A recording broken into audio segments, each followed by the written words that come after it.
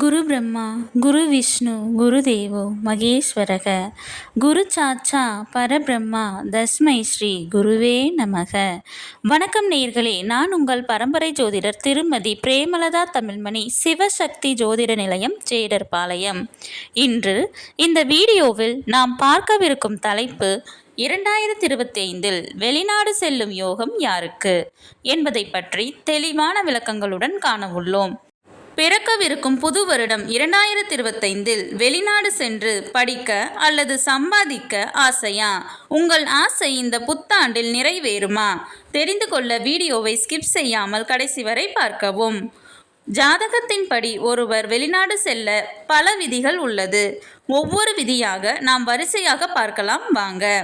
ஒருவர் சரலக்னமான மேசம், கடகம், துலாம் மற்றும் மகரம் ஆகிய லக்னங்களில் பிறந்தோ அல்லது காற்று ராசிகளான மிதுனம், துலாம், கும்பம் ஆகிய லக்னங்களில் பிறந்தோ அல்லது நீர் ராசியான கடகம், விருச்சிகம், மீனம் ஆகிய லக்னங்களில் பிறந்தோ அல்லது காலபுருஷ தத்துவத்திற்கு 9 மற்றும் 12ஆம் இடமான குருவின் வீடான தனுசு மற்றும் மீனம் ஆகிய லக்னத்தில் பிறந்தோ லக்னத்திற்கு 9 அல்லது 12ஆம் இடம் வலுப்பெற்று 9 மற்றும் 12ஆம் இடத்து அதிபதிகள் அல்லது 9, 12இல் இருக்கும் அல்லது பார்க்கும் கிரகங்கள் அல்லது 9, 12ஆம் அதிபதிகளுடன் தொடர்பு பெற்ற கிரகங்களின் தசா நடைபெறும் காலத்தில் அவர் வெளியூர் வெளிநாடு செல்லும் யோகத்தை பெறுவார். அல்லது வெளியூர் வெளிநாட்டு தொடர்பை ஏற்படுத்தி கொடுக்கும் கிரகங்களான குரு, சனி, வளர்பிறை சந்திரன், ராகு கேதுக்களின் தசா காலங்களிலும் வெளிநாடு செல்லும் யோகம் அமையும். ரிஷபம், சிம்மம், கன்னி இந்த 3 லக்னங்களை தவிர மற்ற அனைத்து லக்னங்களையும் சொல்லிவிட்டீர்களே. ரிஷபம், சிம்மம், கன்னி ஆகிய லக்னங்களில் பிறந்த நாங்கள் எங்கள் வாழ்நாளில் வெளிநாடு செல்ல முடியாதா என்றால் அப்படி இல்லை.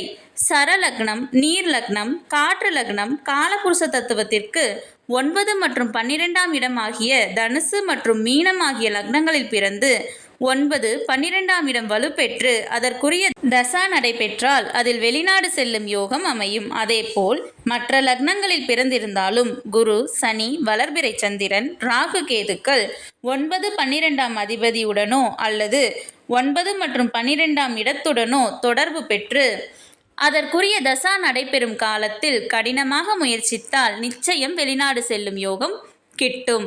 மேலும் வெளிநாடு சென்று வாழ்வது என்பது யோகம் என்று நாம் சொன்னாலும் சொந்த ஊர், குடும்பம் அனைத்திலும் இருந்து விலகி தூர தேசத்தில் வாழ்வது என்பது தோஷமே. ஆகவே தோஷ ஜாதகங்களுக்கு வெளிநாட்டு வாழ்க்கை சிறப்பாக அமையும். 7இல் செவ்வாய், சனி, ராகு கேது போன்ற பாவ கிரகங்கள் இருந்தாலும் அல்லது எந்த லக்னத்தில் பிறந்திருந்தாலும் லக்னாதிபதி கெட்டு 6, 8, 12இல் மறைந்திருந்தாலும் அவர்களுக்கும் நிச்சயம் வெளிநாட்டு வாழ்க்கையே சிறப்பு. இவ்வாறு தோஷம் பெற்ற ஜாதகங்களில் கணவன் மனைவி பிரிந்தே ஆக வேண்டும் என்ற அமைப்பு இருக்கும் பட்சத்தில் அவர்கள் மனமுறிவு அதாவது டிவோர்ஸ் செய்யாமல் குடும்ப வாழ்வில் நீடித்து இருக்க இது ஒரு சிறந்த பரிகாரமாக அமையும். வெளிநாடு செல்லும் யோகம் என்றால் அதில் இன்னும் நிறைய கேள்விகள் எழவே செய்கிறது. அந்த கேள்விகள் யாவை என்றால், உயர்கல்வி பயில வெளிநாடு செல்லும் அமைப்பு இருக்கிறதா? அல்லது நான் தொழில் அல்லது வேலை ரீதியாக சம்பாதிக்க வெளிநாடு செல்ல வேண்டும், அதற்கு எனது ஜாதகத்தில் அமைப்பு உள்ளதா? வெளிநாட்டிலேயே நிரந்தரமாக செட்டில் ஆகும் அமைப்பு உள்ளதா? அல்லது ஒரு சிறு பயணமாக மட்டுமே வெளிநாடு சென்று வரும் வாய்ப்பு உள்ளதா? இது மட்டுமல்லாது வெளிநாடு சென்று உயர்ந்த பதவியில் அல்லது சுய தொழில் செய்து கோடி கோடியாய் சம்பாதித்து ராஜபோகமான வாழ்வு அமையுமா அல்லது அடிமை ஜீவனமே அமையுமா என்று ஒவ்வொருவருக்கும் பல கேள்விகள் இருக்கிறது அல்லவா? அவைகள் அனைத்திற்கும் உரிய பதில்களை பார்க்கலாம் வாங்க. வெளிநாடு செல்ல ஏற்ற தசா காலம் சிறு வயதில் அதாவது படிக்கும் வயதில் அமைந்தால் தோராயமாக 5 வயது முதல் 20, 25 வயதிற்குள் அமைந்தால் அவர்கள் கல்வி பயில வெளிநாடு செல்லும் வாய்ப்பு அமையும். 25 வயதிற்கு மேல் இருந்தாலும் ஒரு சிலர் குறிப்பிட்ட மேற்படிப்பு படிக்க வெளிநாடு சென்று படித்துவிட்டு மீண்டும் சொந்த நாட்டிற்கு திரும்பிவிடுவர். அவர்களுக்கு தசா நடத்தும் கிரகம் 9ஆம் பாவத்துடன் தொடர்பு பெற்றிருக்கும். ஒருவருக்கு இந்த தசா காலமானது 20-25 வயதிற்கு மேல் அமைந்து 10ஆம் பாவத்துடன் தொடர்பு பெற்றிருந்தால் அவர்கள் தொழில் அல்லது வேலை ரீதியாக சம்பாதிக்க வெளிநாடு செல்வார்கள். அவர்கள் உயர் பதவி அல்லது சுயதொழில் செய்வார்களா அல்லது அடிமை ஜீவனமா என்றால் தசா நடத்தும் கிரகம் 10ஆம் பாவத்துடன் தொடர்பு பெற்றிருந்தால் அவர்கள் உயர்ந்த பதவி அல்லது சுயதொழில் செய்வார்கள். அதுவே 6ஆம் இடத்துடன் தொடர்பு பெற்றிருந்தால் அவர்களுக்கு அடிமை ஜீவனமே அமையும். லக்னாதிபதி கெட்டோ 6, 8, 12 மறைந்தோ இருந்து வெளிநாடு சென்றிருந்தாலோ அல்லது பாவ கிரகங்களின் தசா காலங்களில் வெளிநாடு சென்றிருந்தாலோ குருவின் தொடர்பு பெற்றிருந்தால் நல்ல கௌரவமான வாழ்வு அமையும். குருவின் தொடர்பு இல்லை என்றால் அடிமை ஜீவனமே.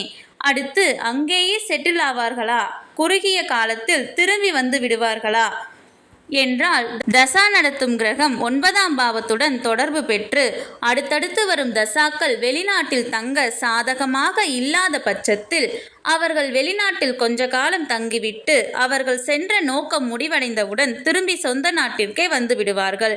தசா நடத்தும் கிரகம் 12ஆம் பாவத்துடன் தொடர்பு பெற்றிருந்தாலோ அல்லது அடுத்தடுத்து வரும் தசாக்கள் வெளிநாட்டில் தங்க சாதகமாக இருந்தாலோ அல்லது லக்னாதிபதி 6, 8, 12 மறைந்து இருந்தாலோ வெளிநாட்டிலேயே செட்டில் ஆகி விடுவார்கள். நமது தலைப்பு என்னவென்றால் 2025 வெளிநாடு செல்லும் யோகம் யாருக்கு என்பதுதான் அல்லவா? உங்கள் ஜாதகப்படி தற்போது நடக்கும் தசா அல்லது 2025 மாறும் தசா நாம் மேற்கூறிய அமைப்புகளில் இருந்து தசா நடத்தினால் நீங்கள் இத்தனை ஆண்டு காலமாக கண்ட மிக பெரிய கனவு பிறக்கவிருக்கும் புது வருடம் 2025 நிச்சயம் நிறைவேறும். நீங்களும் உங்கள் விருப்பம் போல் கல்விக்காகவோ வேலைக்காகவோ அல்லது சுற்றுலா போன்று மற்ற விஷயங்களுக்காகவோ வெளிநாடு செல்ல விரும்பினால் அது நிச்சயம் நிறைவேறும். உங்கள் ஜாதகத்தில் தற்போது அதற்கான அமைப்பு உள்ளதா என தெரிந்து கொள்ள மற்றும் அனைத்து விதமான உங்களின் கேள்விகளுக்கும் ஜோதிட ரீதியான தீர்வு பெற ஸ்கிரீனில் கொடுக்கப்பட்டுள்ள மொபைல் நம்பருக்கு தொடர்பு கொண்டு சிவசக்தி ஜோதிட நிலையம் ஜேடர்பாளையத்தை அணுகவும். நிச்சயம் உங்களுக்கான தீர்வு கிடைக்கும். கடவுளின் அருளால் அனைத்தும் நன்மையாகவே அமைய சிவசக்தி ஜோதிட நிலையத்தின் வாழ்த்துக்கள். சுபம். இந்த வீடியோ உங்களுக்கு பயனுள்ளதாக இருந்தால் ஒரு லைக் செய்யவும், மற்றவர்களுக்கு பயனுள்ளதாக இருக்கும் என்று எண்ணினால் அவர்களுக்கு ஷேர் செய்யவும், உங்களது கருத்துக்களை கமெண்ட் செய்யவும், மறக்காமல் எமது சேனலை சப்ஸ்கிரைப் செய்யவும். நன்றி.